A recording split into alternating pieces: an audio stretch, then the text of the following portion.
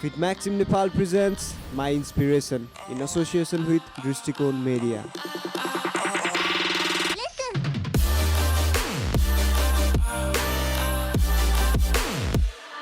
Hello and namaste everyone. स्वागत गर्न चाहन्छु सबैलाई फिट म्याक्सिम नेपालको युट्युब च्यानलमा. So we are here with the second episode of My Inspiration. यदि हजुरहरूले हाम्रो फर्स्ट एपिसोड हेर्नु पाएको छैन भने हामीले डिस्क्रिप्सनमा फर्स्ट एपिसोडको लिङ्क सेयर गरेका छौँ, गएर फेरि पनि हेर्न सक्नुहुनेछ. र यसै क्रममा आजको हाम्रो जो गेस्ट हुनुहुन्छ उहाँको बडी बिल्डिङ करियर भन्नु अगाडि चाहिँ म उहाँको पर्सनालिटिजको बारेमा केही भन्न चाहन्छु. उहाँ एकदमै फन लभिङ, एकदमै मिलनसार, एकदम मोटिभेटिङ, इन्स्पायरिङ हुनुहुन्छ. अनि त्यो फर्स्ट टाइम हामीले भेट्दाखेरि पनि एकदमै फर्स्ट टाइम हामीले जब भेट्यो दाइलाई त्यो बेला पनि दाइले हामीलाई एकदमै इन्स्पायर गराउनु भएको थियो. र उहाँले चाहिँ 2051 सालबाट चाहिँ आफ्नो बडी बिल्डिङ करियर चाहिँ सुरुवात गर्नुभएको थियो. र उहाँले नेसनल इन्टरनेसनल धेरै गेमहरूमा कम्पिट गर्नुभएको थियो आफूलाई.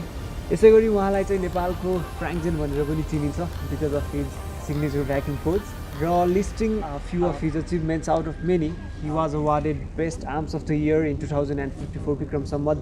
5th धर्मश्रीमा. त्यसै गरी 2009मा क्यानाडाको केलोनमा भएको north west national body building कम्पिटिसनमा चाहिँ उहाँलाई सेकेन्ड प्लेस हासिल भएको थियो 70 kg क्याटेगोरीमा भने the best pose of the इयरको अवार्ड पनि उहाँले हासिल गर्नुभएको थियो.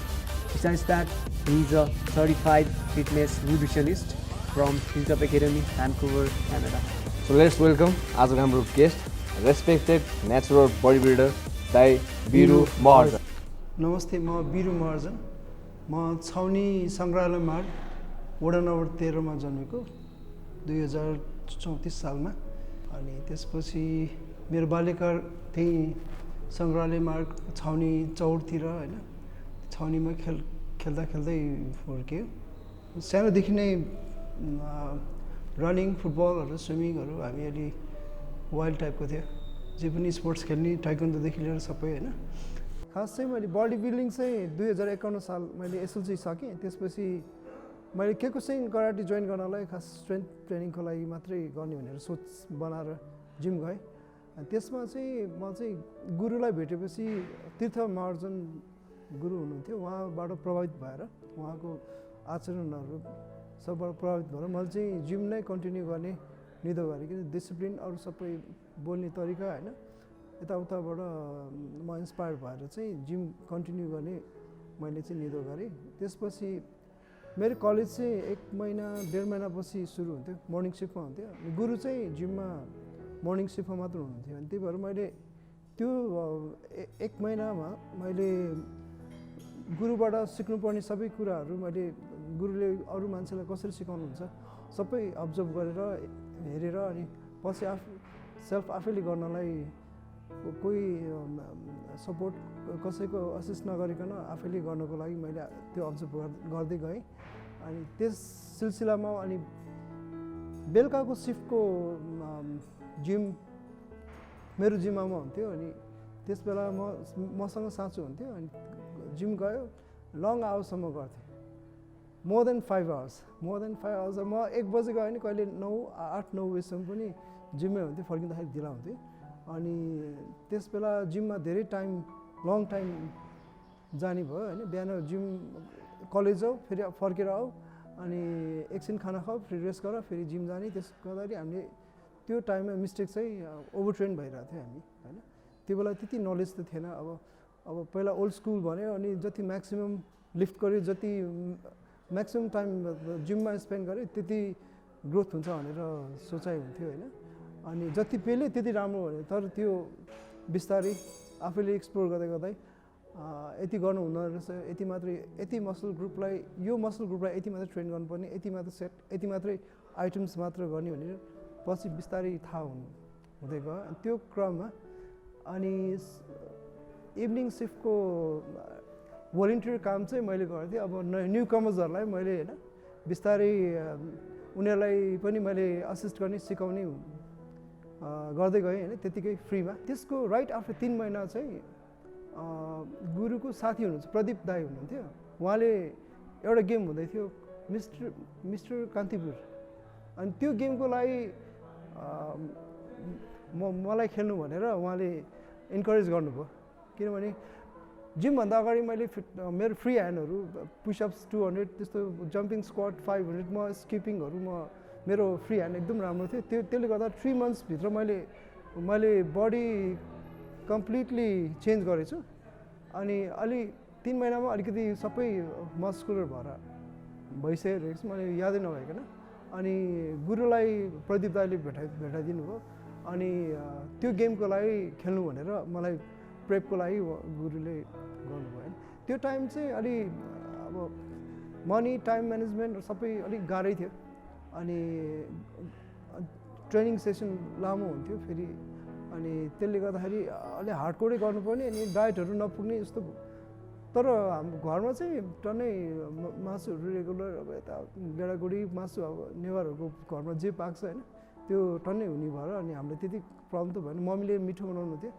अनि मम्मीले हेल्दी पनि बनाउनु हुन्थ्यो कि मम्मीले प्राय सल्ट अइलहरू त्यस्तो धेरै राख्नु हुन्थ्यो अनि त्यो खानाहरूले जे होस् मलाई मसला स्ट्याकअप हुनलाई हेल्प भइरहेको थियो अनि त्यसपछि त्यो गेम मैले खेलेँ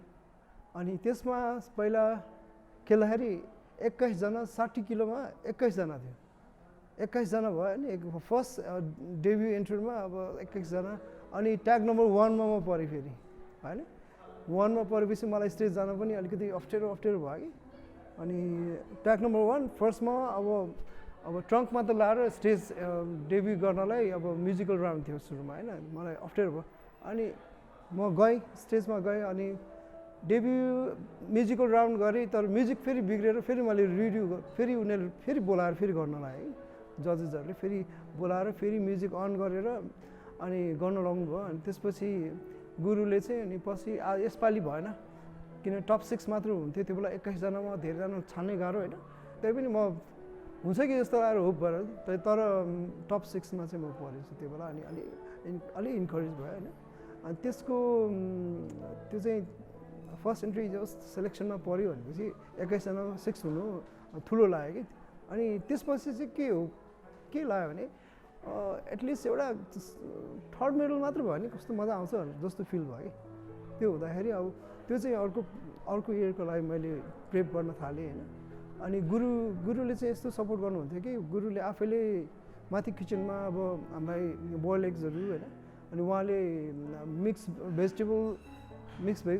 मिटहरू सबै मिसाएर उहाँले आफैले पकाएर हामीलाई खुवाउनुहुन्थ्यो हामीलाई वर्कआउट हाम्रो कम्पिटिसन गर्नेहरूलाई मात्रै छुट्टै खाना पकाएर उहाँले एकदम मिहिनेत गरेर हामीलाई एक्सर्साइज पनि त्यस्तै पेल्नुहुन्थ्यो तर खानालाई पनि त्यस्तै फेरि कुची जस्तो हुन्थ्यो कि हामीलाई शास्ति नै हुन्थ्यो खानालाई धेरै खानु नसक्ने त्यो बिन्सहरू खानु गाह्रो हुन्छ नि त होइन अनि त्यसपछि चाहिँ मेरो कलेज स्टार्ट भयो त्यसपछि मैले पर्फेक्ट जिममा गर्दै अनि कम्पिट पनि गर्न थालेँ अनि सानोतिनो गेमहरू पनि जित्न थालेँ अनि त्यसमध्ये मिस्टर बागमती नेसनल नै थियो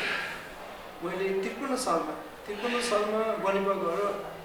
त्यसमा सेकेन्ड जितेँ कि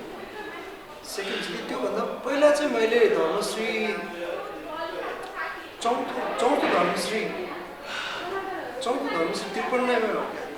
त्यो बेला मैले त्यसमा थर्ड मेडल जितेर अनि त्यसपछि बनिपाको गेममा अब सेकेन्ड भएँ 60 किलोमा सेकेन्ड त्यो त नेसनल भएको थियो अनि त्यो बेला धर्मश्री चाहिँ अलिकति जुनियर भनेर काउन्ट गर्थ्यो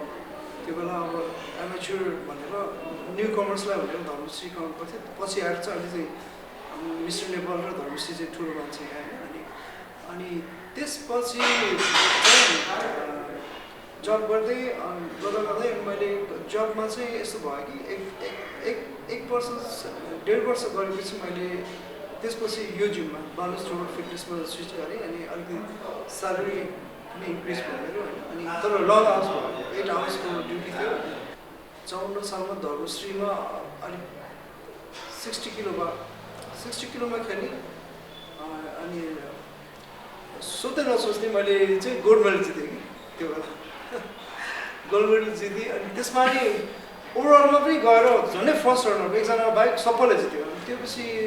बेला मलाई क्यास प्राइज कति 8000 थियो त्यो बेला मैले फर्स्ट रनर अप र अनि मैले best arms of the year पनि जितेँ कि त्यो बेला अनि अचम्म लाग्यो अनि त्यस बेला हौसलै अर्कै भयो कि अब एउटा स्टेप आयो भनेर मलाई चाहिँ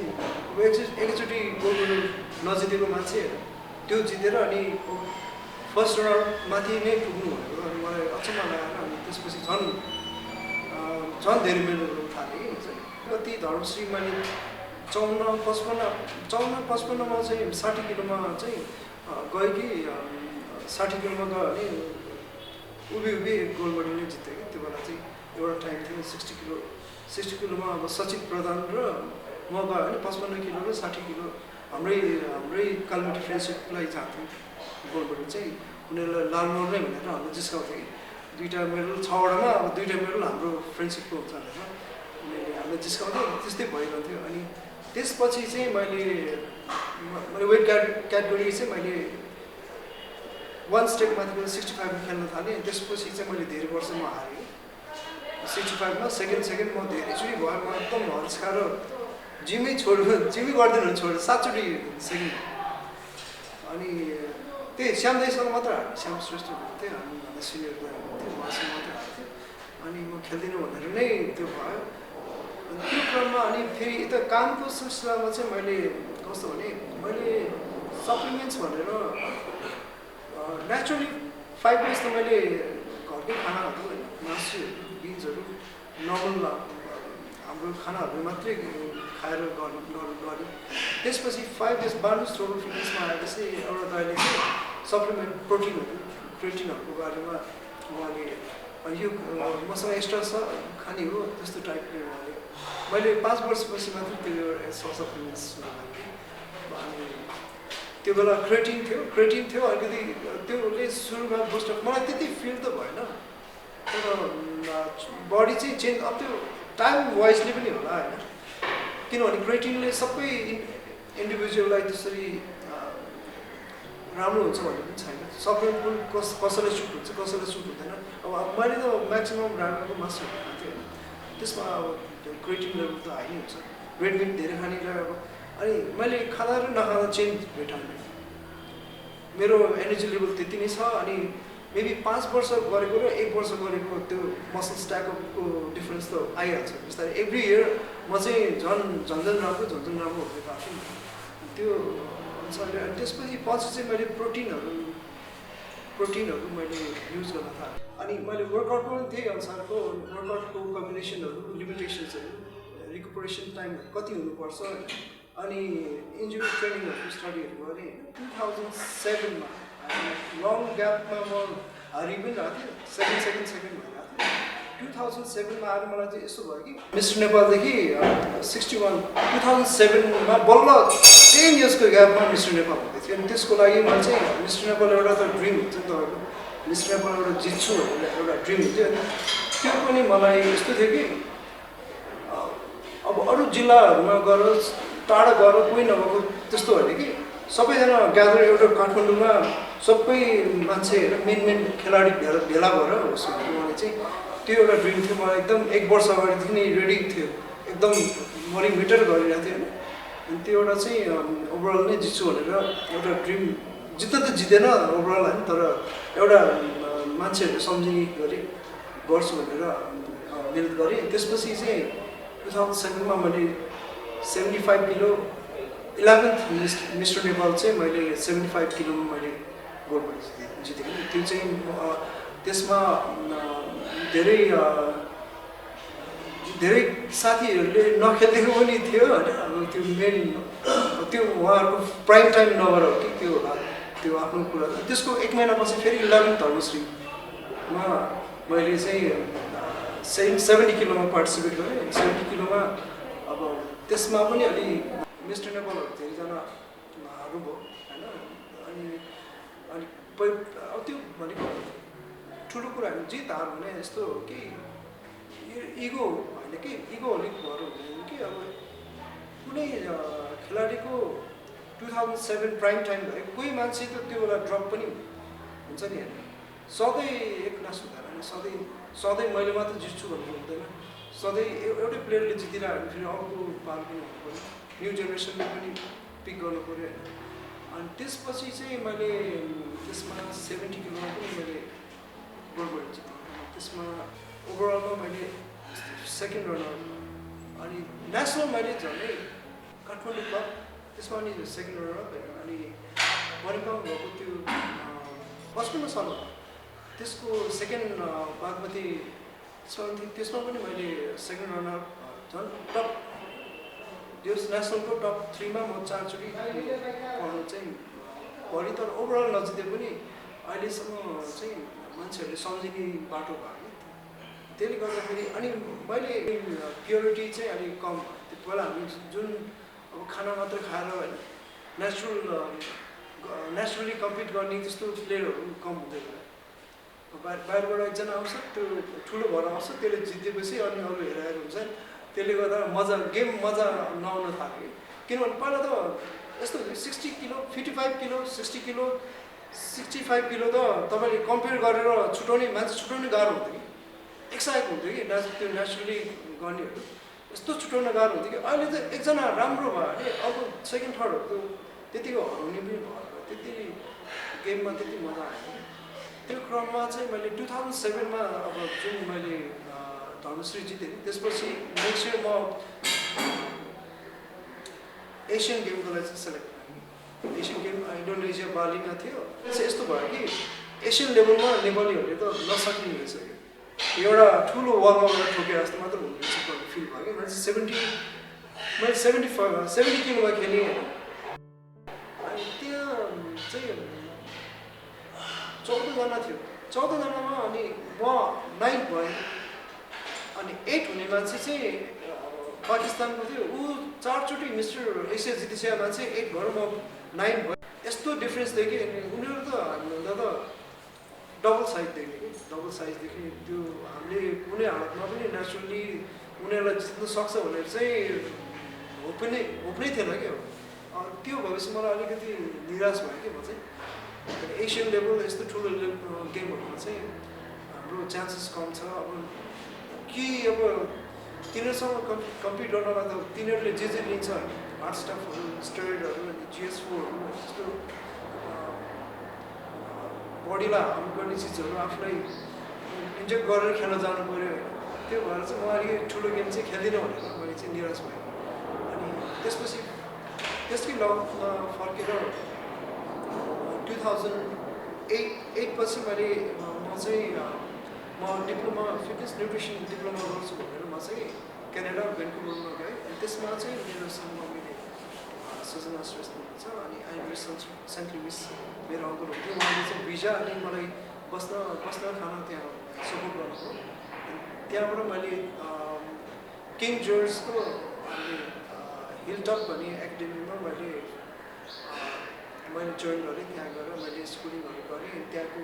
प्र्याक्टिकल क्लासेसहरू सबै किनभने चाहिँ हाम्रो weight training basic weight training भयो एडभान्स भयो होइन अनि स्पेसिफिक पपुलेसनदेखि लिएर हाम्रो सबै आस्पेक्टहरू उनीहरूको सिलेबस एकदम राम्रो थियो अमेरिकन एसभन्दा BCRP कोर्स चाहिँ अहिले हाई लेभलमा थियो अनि मैले त्यसबाट डिप्लोमा गरेँ अनि त्यहाँ बस्दाखेरि पनि मैले उनीहरूको स्टार्टिङ जुलाईमा उनीहरूको स्नो भइरहेको थियो त्यो बेला मैले कोलोराडोमा गएर उनीहरूको नेचुरल बडी बिल्डिङ एउटा मैले खेलेको थिएँ अनि त्यहाँ चाहिँ उनीहरूको स्टार्टिङ वेट नै 70 किलोबाट लाइट वेट भन्थ्यो नि 70 किलो चाहिँ त्यसबाट चाहिँ मैले 16 जना थियो उनीहरू 16 जनामा मैले सेकेन्ड भएँ अनि त्यसमा मेरो म 100% फर्ममा त थिएन किनभने त्यहाँ स्नो हुँदा हामी यहाँ स्नोमा खेल्ने हामी त अफ सिजन बस्थ्यो होइन मलाई चिसो भयो मैले फ्याट लस मेरो फ्याट पर्सेन्टेज 7 भन्दा बिलो गयो भने मलाई सन्चो नहुने जस्तो भएर मलाई बडीले नयाँ ठाउँ अनि स्नोमा मलाई खेल्न गाह्रो भएर त्यति म यहाँ जस्तो 100% त थिएन होइन त्यही पनि मैले कोरियोग्राफी राम्रो गरेको भएर अनि त्यहाँ मैले थर्ड हुनु लाग्यो जस्तो लागेको थियो तर म सेकेन्डमा पुल मेरो कोरियोग्राफीले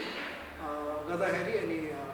म सेकेन्डमा पुल भएँ अनि सेकेन्डमा पुल भएर पनि त्यसमा पनि कोरियोग्राफी राम्रो भएर अनि 300 आउट अफ 300 मैले त्यसमा बेस्ट पोजर अफ द इयर मैले त्यो पनि जितेँ 2टा ट्रफी त्यसमा अनि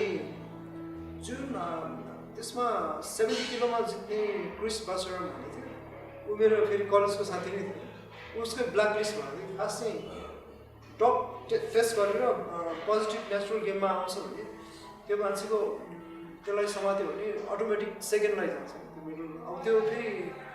त्यो चाहिँ लिएर साथीहरू माग्न नै अप्ठ्यारो। अनि 1 महिना अगाडि मैले त्यहाँ चाहिँ एउटा बिसी च्याम्पियनसिप उनीहरूको बिसी भनेर चाहिँ एकदम ठुलो प्रोभिन्स थियो होइन, उनीहरूको स्टेट ठुलो थियो। अनि त्यसमा पनि त्यो त्यो जुन टपमा पढ्ने साथी खेल्न पाएन। अनि उसले मलाई खेल कि खेल भनेर अब 2 हप्ता अगाडि मलाई खेल कि खेल भनेर फोन गरेर ल्याउँदाखेरि अनि त्यहाँको एकजना मात्र छ, त्यहाँ त्यति राम्रो मान्छेहरू छैन भनेर मलाई 70 किलोमा खेल कि खेल भनेर म हप्ता नभएर म फर्महरू भर्नु है होइन। अनि फर्महरू डिजिटल वाटर मेरो के चाहिने मेरोमा। तर मैले भ्यान्कुभरमा चाहिँ खेल्दाखेरि के भयो भने मैले त्यहाँ बरु नेपालमा खेल्दाखेरि मैले प्रोटिनहरू युज गर्थेँ होइन। त्यहाँ चाहिँ मलाई चाहिँ सालमनहरू एकदम नेचुरल खाना मात्रै खाने प्रोटिनहरू छ तर खानै नगराउनु भएको है। त्यहाँ त्यो कोर्सले कस्तो भने हामीले जुन कोर्स मैले त्यहाँ पढेँ त्यसले चाहिँ कुनै पनि सप्लिमेन्टेसनहरू यस्तरी तपाईँले अरूलाई पनि रिकमेन्ड गर्न नपाउने, यो प्रोटिन यो खाऊ भनेर तपाईँले भन्न नपाउने। त्यो कोर्सले एउटा डिसिप्लिनको रूपमा अनि यसरी तपाईँले अरूलाई त्यो गर्न तपाईँले रिफरै गर्नु पाउँदैन। अनि त्यसपछि त्यसमै अब मैले नेचुरल खानाहरू मात्रै खाएर त्यो बिसी च्याम्पियनसिप पनि खेलेँ होइन। अनि उनीहरूको एसोसिएसन चाहिँ बिसिबिबिए थियो। अनि मैले फर्किने ला भनेर अनि म नेपालबाट आएको, म हाम्रो नेपाली एसोसिएसनलाई ग्रिट गरेर अनि त्यो गर्दाखेरि म नेपालबाट त्यहाँबाट भनेर उनीहरू थाहा पाएन। अनि मलाई सेकेन्डमा हाल्थेँ, जित्नुहोस् स्योरै जित्ने। त्यो फर्स्ट भयो त्यति राम्रो थिएन, त्यसमा अलिकति त्यो भयो। अनि सेकेन्ड मेडलमा सेकेन्ड ट्रफीमै त्यो भयो सीमित भयो। तर जुन मैले त्यो नेचुरल गेम खेल्दाखेरि अर्को सिटीमा गएर 6 घन्टा ड्राइभ थियो केलना भन्ने ठाउँ, त्यो खेलेपछि बिसी च्याम्पियनसिप खेल्दाखेरि चाहिँ त्यो मान्छेहरू मलाई चिन्ने भइसक्यो कि मलाई यो मान्छे चाहिँ हो यो लास्ट टाइम नेचुरल गेम क्लोनाबाट आएको भनेर सबैले स्टेजमा जस मलाई गुड गर्न थालेँ कि। अनि एउटा नरमाइलो पार्ट चाहिँ यस्तो भयो कि क्यानाडामा एउटा दसैँ तिहार सिधेर गएको। अनि उनीहरूको एउटा पार्टी हुन्छ कि उनीहरूको नेपालीहरूको दसैँ तिहार पार्टी भनेर एउटा हुन्छ। त्यो प्रोग्राममा चाहिँ मलाई चाहिँ गेस्ट पोजर भनेर दिने कुरा थियो कि। अनि त्यसमा चाहिँ यस्तो भयो कि कतिजनाले हुन्छ भने कतिजनाले हुँदैन भने अब यस्तो ट्रङ्कमा त लगाएको यस्तो लाज हुन्छ यस्तो त्यो मेन्टालिटी यस्तो नराम्रो फिल भयो कि। अब क्यानाडामा बस्ने अब सबै नेपालीहरूको पनि मेन्टालिटी त्यस्तो हुन्छ। अब हामी नेपालमा बसेर यसरी होइन ट्रम्पमा गेम खेलेर अब भ्यान्कुभर जस्तो सिटीमा बस्ने मान्छेहरूको मेन्टालिटी त्यस्तो ड्रप आउँछ भनेर त्यस्तो एक्सपेक्ट गरेको थिएँ। तर ठिकै थियो। एउटा स्टेट यस्तो आउँदो रहेछ कि तपाईँले पिक एकदम हाई नेसनलभन्दा माथि इन्टरनेसनलमा गएपछि स्टेट बिना चाहिँ जित्ने चान्सेस चाहिँ कम रहेछ कि। चान्सेस कम थियो। त्योभन्दा कि अब नेपालमा पनि अब तपाईँको बडी बिल्डिङ हेर्नु पहिला जति हामी नेचुरल जस्तो फिजिकहरू हराउन पनि थाल्यो होइन, त्यो बेलाको जुन चाम थियो त्यो सबै हराउनु थाल्यो होइन। त्यो बेलाको चाम अर्कै थियो। अहिले छ अब सर्टेन मान्छेहरू धेरै राम्रो छ, तर अरू तपाईँको इन्डिभिजुअल अरू कम्पिटिटरहरू चाहिँ उनीहरूको अगाडि उभिन पनि सानोदेखि त्यो भरमा है। त्यो अलि गेममा चाहिँ नेचुरल र त्यसरी ओपन गेम कि सेपरेट हुनु पऱ्यो कि नेचुरल मात्रै गेम भनेर एकदम डब चेक गरेर त्यसमा मिसिङ भयो भने सबै स्ट्रेट लिग मान्छेहरू मिसिनु भएन नि। नत्र भने त एउटा ट्रु नेचुरल प्लेयरले अनि गएर धर्मश्री खेल्छ अरे, मिस्टर नेपाल खेल्छ अरे, अनि अर्को स्टेट लिगको मान्छे आएर त्यो गेममा मिसेर अनि उसले जितिदिन्छ भने नेसनल गेममा त त्यति फेयर भएन नि। त्यो चाहिँ मलाई अलिक बढ्नु भयो। लास्टमा आएर मैले चाहिँ कसैलाई पनि यस्तो कम्पिटिटिभ लेभलमा बढी गर भन्दाखेरि मलाई अलिकति भित्र पेन हुन्छ, त्यसरी अलिक अप्ठ्यारो लाग्छ। त्यो चाहिँ अलिकति अनि त्यसरी खेल्दा होइन मैले चाहिँ अब कतिवटा स्याड मोमेन्टहरू थियो होइन, कतिवटा खुसीको मोमेन्टहरू थियो। अनि त्यो चाहिँ कहिले चाहिँ कस्तो फिलिङ भयो भने म खेल्दाखेरि प्राय यहाँको टप बडी बिल्डर्सहरूसँग वेट क्याटेगोरीमा पनि म कम्पिट गरेँ कि। अब जस्तो हरिश दाई भयो होइन, श्याम दाईसँग भयो होइन, अब त्यो बेला अब अर्जुन बर्नवाल भयो, अनि हाम्रो मिलन सिजापतिदेखि लिएर अनि लेटेस्ट महेश महर्जन होइन, हाम्रो त्यो भाइसँग नेक टु नेक हामी कम्पिट पनि गरेँ कि। अनि 2007मा चाहिँ मिस्टर नेपालमा र अनि धर्मश्रीमा चाहिँ म सानुसँग एकदम जोडकटोर पढेँ कि। मिस्टर नेपालमा त यस्तो भयो कि गनुगिरी हाम्रो चिफ जज हुनुहुन्थ्यो, उहाँ आएर टाई सिट होइन, उहाँ सानु र मेरो त 20-20 थियो, तर यस्तो भयो कि उसलाई दियो त्यो बेला पनि। अनि त्यसपछि आएर 1 महिनापछिको धर्मश्रीमा पनि त्यस्तै भयो, अनि सानु नै विनर भयो कि त्यो। अनि यस्तो फिलिङ भयो कि म हारेँ होइन, वेट क्याटेगोरी जिते पनि मैले ओभरअलमा त गएर हारेँ नि होइन, तर यस्तो मलाई खुसी लाग्यो कि म नेचुरली खेलेर यस्तो मान्छेसँग टक्कर गरेर मैले जोस् होइन हारे पनि मलाई हारेको जस्तो फिल भएन कि। अनि त्यो एउटा मोमेन्ट चाहिँ मलाई खुसी लाग्यो कि। त्यो चाहिँ अब एउटा नेचुरल बडी बिल्डरले अनि डप्ट मान्छेहरूलाई यस्तो च्यालेन्ज गर्नु भनेको त्यो चाहिँ सानोतिनो कुरा होइन जस्तो मलाई फिल भयो कि। त्यो भयो होइन। अनि त्यसपछि चाहिँ अहिले म न्यू कमर्सहरूलाई चाहिँ के भन्छु भने सकेसम्म होइन राम्रो खाना, अनि तपाईँसँग एक्स्ट्रा पैसा छ भने चाहिँ सप्लिमेन्ट प्रोटिनहरू भाइटामिन्सहरूसम्म चलाउनु होइन, त्योभन्दा स्ट्रङ मेडिसिनहरू त्योभन्दा स्ट्रङ स्टेरोइड स्टफहरू होइन तपाईँलाई जुन लिँदाखेरि तपाईँलाई जिउलाई हार्म गर्छ त्यस्तोहरू चाहिँ नलिनु। अनि जसले अरू ट्रेनरहरूले यस्तो अरू कम्पिट गर्ने मान्छेहरूले कसैलाई पनि त्यस्तो हार्ड स्टफहरू रिकमेन्ड नगरिदिनु होइन, रिफर नगरिदिनु। अनि आफ्नो क्षणिक थोरै पैसाको प्रफिटको लागि त्यस्तो अरूको जीवनमा होइन खेलवाड नगरिदिनु भन्ने म चाहिँ त्यो गर्छु होइन। जुन कि अहिले नेपाली फिटनेस इन्डस्ट्रीमा देखिरहेको छ कि अब यो चिज ल्याएर यता बेच्ने भनेर इन्डियाबाट अनि अर्को देशहरूबाट होइन तपाईँ GS4देखि लिएर अर्को हर्मोनहरू ल्याएर बेच्ने सुन्नमा आएको छ होइन। त्यसमा पनि कम्पिट गर्ने मान्छेहरूले त्यसरी इन्फ्लुएन्स गर्ने भनेर सुन्नमा आएको, त्यो चाहिँ अलि नराम्रो चिज हो। किनभने त्यो त ड्रगै हो नि, त्यो त इलिगल चिजहरू त्यसरी मार्केटमा आउनु होइन, अनि त्यसरी न्यू कमर्सहरूलाई त्यसरी रेकमेन्ड गर्नु भनेको राम्रो कुरा चाहिँ होइन। अनि न्यू कमरहरूलाई त्यही हो, नेचुरली गर्दै जानु, लङ टर्म सस्टेन भएर बस्नु होइन। अब तपाईँ गेम खेलेर 1 वर्ष 2 वर्ष विनर भएर कम्पिटिटिभ हुनुपर्छ, तर त्यो समय सापेक्ष भएर हिँड्नुपर्छ। अनि भन्दै गर्दाखेरि काम गर्दै गर्दाखेरि एज अ जिम ट्रेनरबाट अनि अहिले म चाहिँ फ्रिलान्सर पिटी प्राइभेट ट्रेनिङहरू मात्रै दिन्छु होइन। म त्यसरी कुनै पनि जिममा गएर अहिले चाहिँ फुल टाइम जबहरू गर्दिनँ, म चाहिँ पर्सनल ट्रेनिङमा मात्रै बिजी हुन्छु। तर यो कोरोनाले गर्दाखेरि चाहिँ अलिकति सेसनहरू कम छ। अहिले म जति ठाउँमा जान्थेँ त्यो अहिले एकदम लिमिटेड क्लाइन्ट्सहरू मात्र छ मसँग होइन। फ्रिलान्सर लाग्दाखेरि पनि पहिला सर्टिफाइड ट्रेनर नभइकन तपाईँलाई कसैले पत्याउन गाह्रो हुन्छ नि। तपाईँलाई एउटा अब तपाईँसँग सबै नलेज छ, तर एज अ पर्सनल ट्रेनरमा त एक्सट्रिमली तपाईँ अलि एजुकेट पनि हुनु पऱ्यो होइन, सबै कुराहरू थाहा हुनु पऱ्यो। अब कसैले कुनै एउटा मसल फाइबरको नाम मात्रै भए पनि तपाईँ कन्फ्युज हुनु भएन, मसल एक्सनमा कुन तपाईँको असिस्टेड अनि कुनै मेजर मसलहरू सबै सोधिदिनु सक्छ होइन तपाईँलाई। अनि सप्लिमेन्टेसनहरू पनि त्यही, अनि प्रोग्राम बिल्ड गर्दाखेरि पनि कसरी गर्दाखेरि तपाईँलाई सबै कुराहरू सबै विज्ञ हुनुपर्छ होइन। गभर्मेन्ट सपोर्ट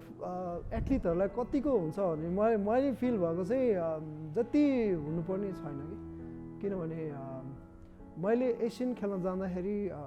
मलाई गभर्मेन्टले दिएको पैसा 10,000 एउटा याद छ। इन्डोनेसियामा म फ्लाइटबाट डिले भएर त्यहाँ लन्च खाँदाखेरि मलाई $50 जति $40-50 जति मलाई लन्चको लागि मात्रै खर्च गर्नु पऱ्यो भने एज ए एथलिट मैले चाहिँ म आफ्नै करियर बिल्ड गरेर अनि आफूले जब गरेर होइन आफूलाई इन्भेस्ट गरेर मैले खेल्नुपर्छ भनेपछि अलिकति टफ नै छ त्यो होइन एउटा एथलिट भएर। अनि तपाईँ एथलिट भएर कस्तो भने पैसा कमाउनेतिर लाग्ने कि सबै मिक्स हुन्छ कि पैसा कमाउनेतिर लाग्ने कि नाम कमाउनेतिर लाग्ने हुन्छ कि तपाईँले एउटा नाम नकमाएसम्म तपाईँको पिआर कहिले पनि बिल्ड हुँदैन होइन तपाईँको पिआर बिल्ड गर्नु पऱ्यो पहिला होइन अनि पैसा कमाउने भए त किन कम्पिट गर्ने किन खेल्ने फेरि होइन एउटा त्यो चिजहरूलाई यस्तो कम्बाइन गर्नुपर्छ कि अब तपाईँले पैसा कमाउने भए त बिजनेस गर्नुभएको हुन्थ्यो नि होइन अहिले गभर्मेन्टलाई पनि मुख ताकेर मात्र नि भएन नि होइन आफूले पनि गर्नु पऱ्यो सबै चिज गभर्मेन्टले मात्र सपोर्ट गर्नुपर्छ तर एथलिटले पनि आफ्नो भूमिका निर्वाह गर्नुपर्छ त्यसमा अनि गभर्मेन्टले अलि सपोर्ट गर्ने चाहिँ कुरा आउँछ तर जति हुनुपर्ने चाहिँ गभर्मेन्टबाट छैन अनि लास्टमा चाहिँ म मेरो न्यू कमर्सहरूलाई चाहिँ कसरी यो इन्डस्ट्रीमा कसरी टिकेर बस्ने होइन कसरी आफूलाई एक्सप्लोर गरेर आफूलाई धेरै स्किल्ड बनाउने होइन त्यसमा चाहिँ जुन टाइममा पनि मलाई जसले पनि कन्ट्याक्ट गर्यो भने म उहाँलाई हेल्प गर्न तयार छु होइन अनि मैले जे मेरो लाइफमा जे भोगेँ होइन त्यो कुराहरू म एउटा मोमेन्टहरू सबैलाई सेयर गर्न चाहन्छु अनि फिटनेस इन्डस्ट्रीमा एज अ ट्रेनर एउटा रिनाउन्ड होइन ट्रेनरले गर्नुपर्ने डिसिप्लिनको कुरादेखि लिएर अनि कसरी काम गर्ने होइन कसरी एउटा ट्रेनरले अरू ट्रेनरलाई कसरी राम्रो व्यवहार गर्ने होइन कि इगो हलिक नभइकन एउटा ट्रेनर म तिमीभन्दा राम्रो त्योभन्दा तिमी राम्रो त्यो कहिले पनि हुँदैन कि किनभने कुनै पनि एउटा मान्छेलाई सबै कुरा थाहा हुँदैन कि म 80% भयो कोही मान्छे अब 90% हुन्छ कोही मान्छे 50% हुन्छ त्यो नलेज भनेको त सेयर गर्ने कुरा हो नि होइन त्यो नलेजलाई चाहिँ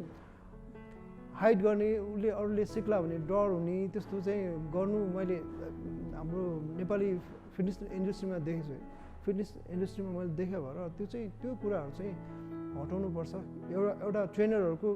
ग्रुप ग्यादरिङ बस्ने अब एउटा डिनरलाई लन्चलाई बसेर आफ्नो कुराहरू सेयर गर्ने होइन अनि त्यसमा फिटनेसको डिस्कसनहरू हुनुपर्ने त्यो अनि एउटा युनाइट टाइपको हुनुपर्छ कि एज अ पुरानो प्लेयर भयो होइन एथलिटहरू अनि न्यू कमर्सहरूलाई कम्बाइन गर्ने कसरी उनीहरूलाई कसरी यो इन्डस्ट्रीमा कसरी फलो ब्याक दिने उनीहरूलाई कसरी अगाडि हिँडाउने त्यो चाहिँ पुरानो मान्छेहरूले गर्नुपर्छ कि त्यही भएर मैले जति सिकेँ होइन मेरो मनबाट चाहिँ मैले अरू न्यू कमरलाई सिकाउने मेरो त्यो नै दृढ अलिक विश्वास म आफूले राख्छु त्यो चाहिँ